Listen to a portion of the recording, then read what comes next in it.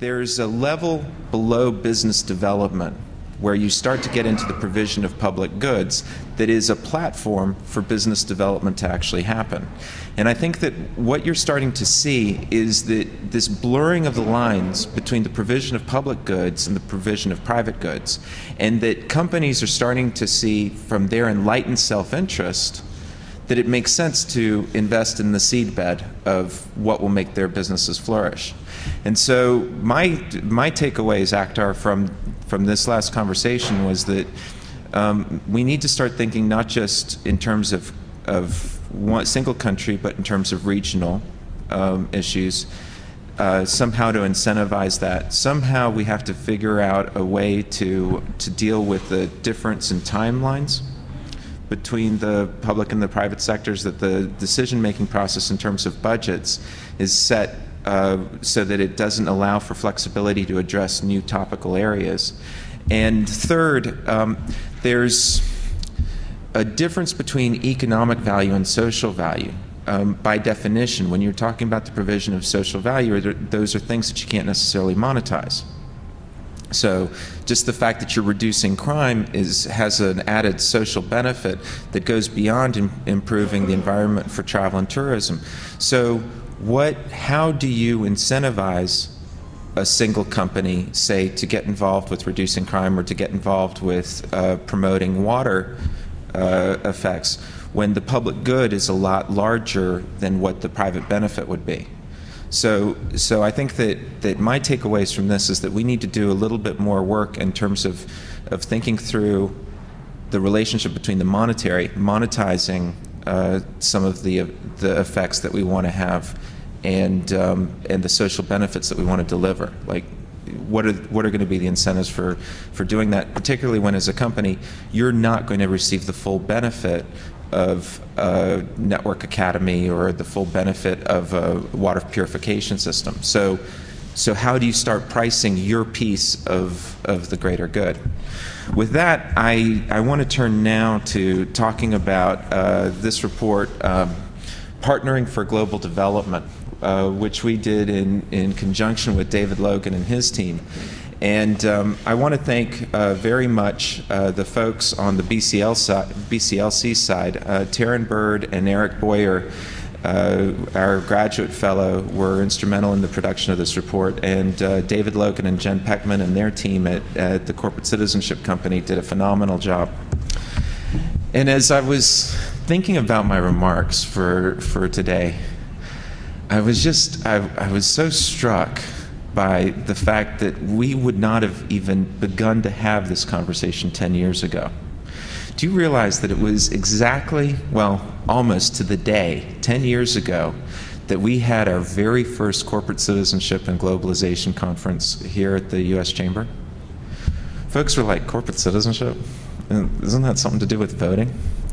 And it was a beautiful, beautiful day. I mean, sun was out and all the rest of it, and it was like 7:30 in the morning, and I was walking out to the Hay Adams to go pick up Ted Turner, and I was really interested in this whole thing because Ted Turner had just given $1 billion to the United Nations.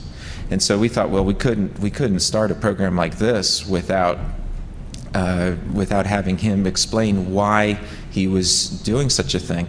And as I go to pick him up, right out there on the sidewalk, the first thing he says to me is, "What am I talking about again?" And I was like, whoa. You know, but at that point, this idea of government agencies actually developing a competency in engaging the private sector was very remote.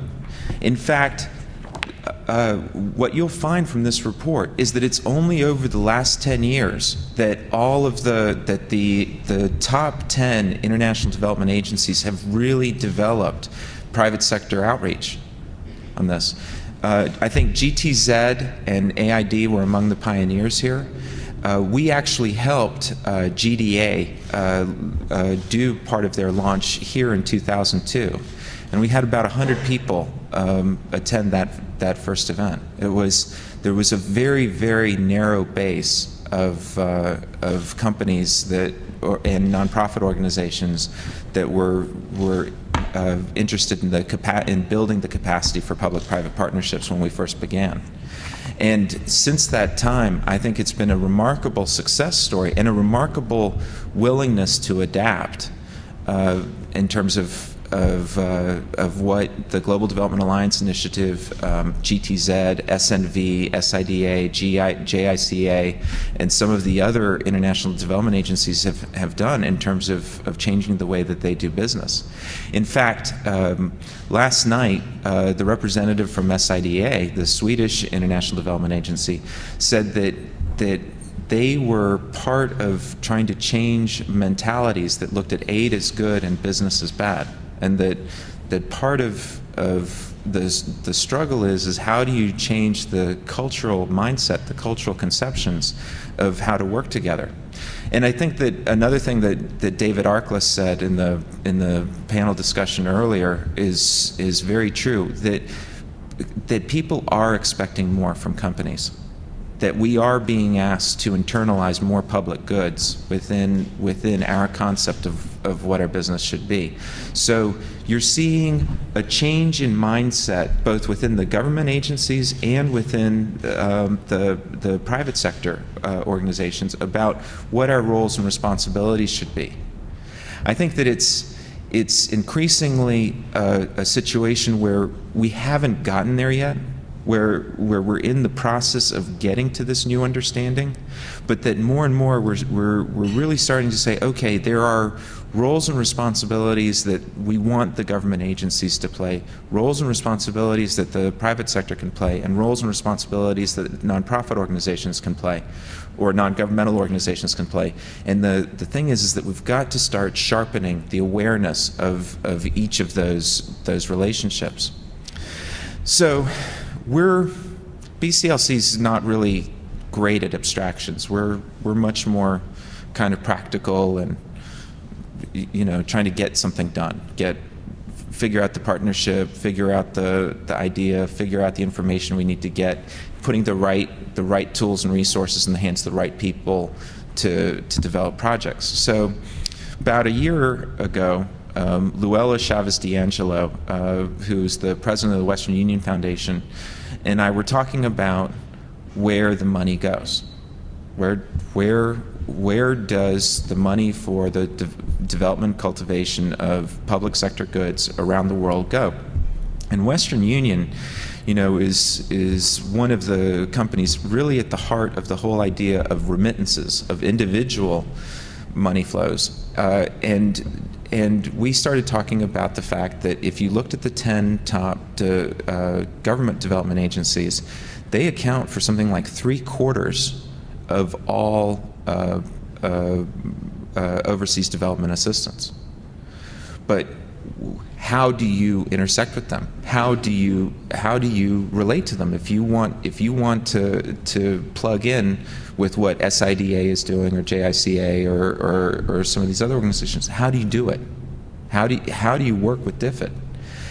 And so, from an idle conversation, I realized that she wasn't just throwing it out there, that actually might have been a serious question. We started talking with David Logan about this challenge in Brussels at our spring forum, and he had just a brilliant idea of saying that we needed to do something like the equivalent of the Foundation Center globally. We needed to create some kind of an easy mechanism for people to figure out how to plug in with each other.